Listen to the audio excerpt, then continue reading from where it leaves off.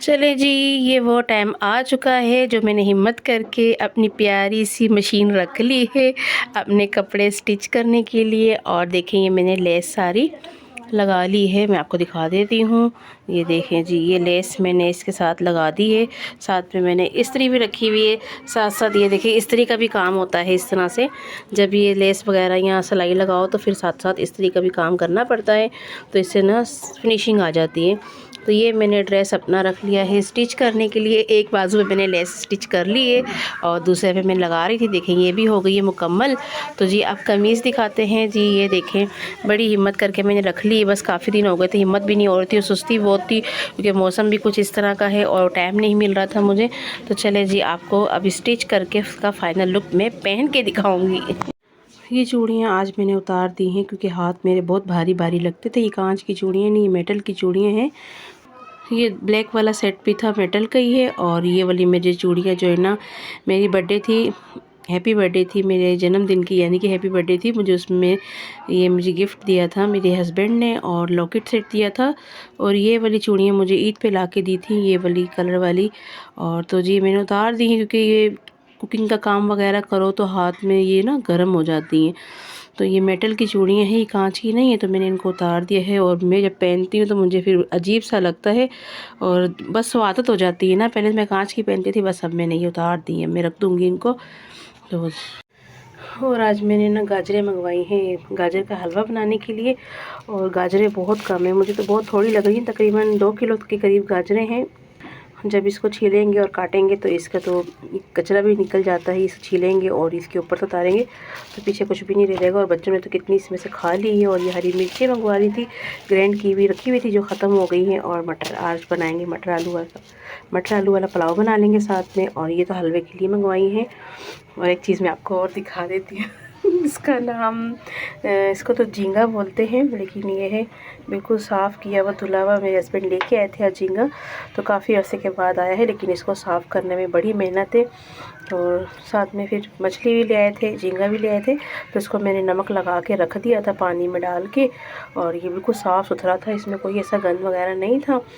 तो मैंने तो फ़र्स्ट टाइम इस तरह का मंगवाया है साफ़ किया हुआ, वरना तो मैं खुद ही साफ़ करती थी इसको। तो चले अभी पकाने की भी तैयारी करनी।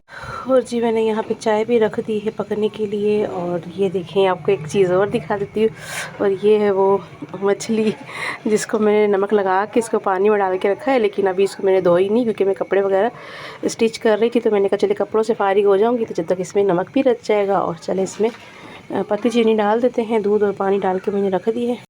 इसको तो कोई काम ही नहीं होता, ये तो वेली बच्ची है मेरी, पता है क्यों? ये मदरसे से पढ़ के आई और खिड़की में खड़ी होगी, बाहर लोगों के बच्चों को देखती रहती है क्या कर रहे क्या नहीं कर रहे। कभी ये भी बाहर खेला करती थी, लेकिन मैं इसको बाहर जाने नहीं देती। ये और बिलाल घर में होते हैं, इन दोनों की बहुत लड़ाई होती है। तो ये बिलाल तो अंदर नहीं है, लेकिन अब बस ये अकेली है तो यहीं पर खड़ी होकर अपना टाइम पास कर रही है। देखें मलिया आ जाओ, नीचे आओ। और सर्दियों का पहला हलवा बनेगा हमारे घर में गाजर का। इस बार तो मैंने कुछ भी नहीं बनाया, सर्दियों की कोई सौगात नहीं बनाई है, लेकिन बस जी मुझे सबसे ज़्यादा जो बेस्ट लगता है वो गाजर का हलवा लगता है।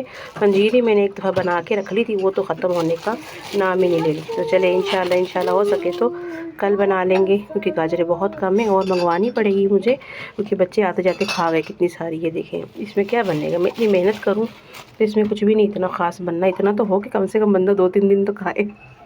इतनी मेहनत करके बनाओ और बिल्कुल थोड़ा सा हो, फ़ायदा क्या। चले ये है फाइनल गाजरें, ये इतनी सी गाजरों में क्या बनना है, ये देखें कुछ भी नहीं बनना। और मैं इतनी मेहनत करूं और फ़ायदा क्या होगा इतनी मेहनत करने का। चलें जी बन गई हमारी चाय। और ये जो थोड़ी वाली है वो हस्बैंड की, और ये जो ज़्यादा वाली है ये मेरी है, ये ज़्यादा वाली मेरी है। और ना मेरे इस कप में लेके आई छोटे वाले में, जो मेरा बड़ा मग है ना वो टूट गया मेरे से, वो मेरे से ही टूट गया है, मेरे हाथ से गिरा है। और इसका जो किनारे वाला नीचे वाला वो टूट गया है, वो मार्बल के थे। उसका पूरा मैंने सेट ला के रखा हुआ है कपों का, तो वो टूट गया है, मेरे हाथ से ही गिरा, मैं धो ही रही थी तो स्लिप हो गया। और टूटा भी इस जगह से है कि जहाँ से वो जिसको मैं जोड़ भी नहीं सकूँ। तो चलो इसी में पी लेते हैं। और मेरे हस्बैंड को तो बस ताज़ी चाय चाहिए होती, लेकिन थोड़ी सी चाहिए होती है। और मैं तो उस बड़े वाले मग में पीती थी, आदत हो गई थी मेरे को। और मेरे पास तो रखे हुए हैं बड़े मग, लेकिन ये है कि अभी तो फ़िलवक्त मैंने इसी में डाल ली, चलो इसी में गुजारा कर लेते हैं।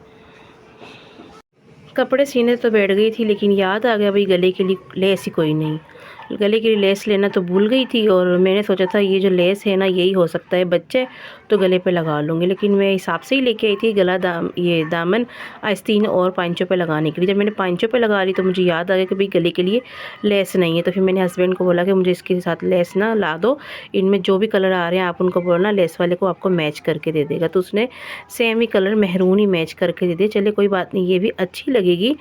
लेकिन सूट भी मेरा मेहरून ही है, इसमें भी काफ़ी सारे कलर आ रहे हैं इसमें सूट में भी, लेकिन आजकल सेम सेम भी चल रही है। लेकिन मेरा मतलब था अगर इसमें से कोई डिफरेंट मिल जाती तो वो भी अच्छी लगती। चलें कोई बात नहीं, जब मर्दों के हाथ में कोई चीज़ दे के मंगवाओ तो फिर इस तरह से ही आती है। अगर मैं कुछ और बोलती तो शायद वो मुझे दोबारा ला के भी ना देते।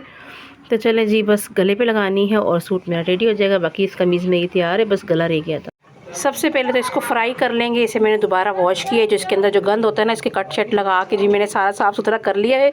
और प्याज भी काट के रख दिए हैं, 2 अदद मैंने डाल के देख ली थी, बड़े पटाखे मारे इसने। तो जी पहले इसको सारा फ्राई कर लेंगे, फिर उसके बाद जो है ना इसका सालन बनेगा।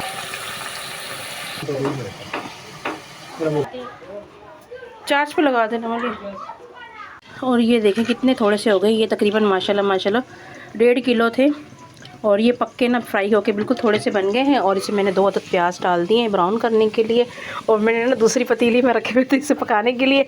ये पतीली का सत्यानाश हो गया, मैं अंदर चली गई थी, फ़ोन आ गया था। और शुक्र है कि वो ये बच गए, क्रॉन बच गए, वरना इनका भी बेड़ा गर्क हो जाता। कभी कभी जो काम अच्छा करने लगो तो वो ये बुरा हो जाता है। चले कोई बात नहीं, इसमें भी कोई बेहतरी थी। और मैंने पतीली दूसरी चेंज कर दी है। तो इसमें मैंने डाल दिया है प्याज और इसमें डालती साथ में ज़ीरा। ये मेरी शहज़ादी देखें, ये बैठी हुई मटर के दाने निकाल रही है। इनको मटर वाला पुलाव बहुत अच्छा लगता है, इनके लिए बनाऊंगी मटर पुलाव। तो मैंने इसको यहाँ पे लगा दिया मसरूफ़ कि भई आप मटर निकाल के दो ताकि मैं आपके लिए मटर वाला पुलाव बनाऊँ और मैं सालन तैयार कर लूँ। क्योंकि आज मेरी बेटी बड़ी वाली गई हुई है, एडमिशन है उसका, आज टेस्ट वगैरह है। एडमिशन नहीं सॉरी टेस्ट है उसका।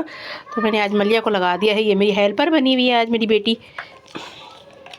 और प्याज लाइट ब्राउन, और यहाँ पे ना प्याज भी लाइट ब्राउन हो गया है। उसमें डालते हैं अब लहसुन अदरक का पेस्ट।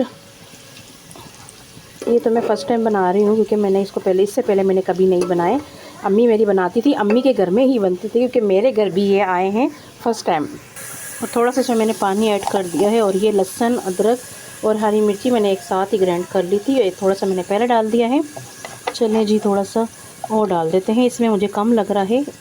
ये नहीं, ये 2 टेबलस्पून के करीब मैंने इसमें लहसुन अदरक हरी मिर्चों का पेस्ट डाला है, क्योंकि मैंने इससे पहले कभी बनाया नहीं है, ठीक है ना। ये मैं इस तरह ही बना रही हूँ जिस तरह मैं फ़िश का सालन बनाती हूँ। तो ये इसी तरह ही बनते हैं। मैंने इनको पहले फ्राई करके निकाल लिया, फिर प्याज ज़ीरा डाला, फिर उसके बाद लहसुन अदरक हरी मिर्ची का पेस्ट, और इसमें टमाटर जाएंगे और दही जाएगी। दही जो होती है ना वो ऐसी चीज़ों की स्मेल ख़त्म कर देती, चाहे मछली हो, बीफ हो, चिकन हो, जो भी चीज़ हो। लेकिन अभी मैं फ़र्स्ट टाइम बना रही, पता नहीं अब कैसे बनेंगे।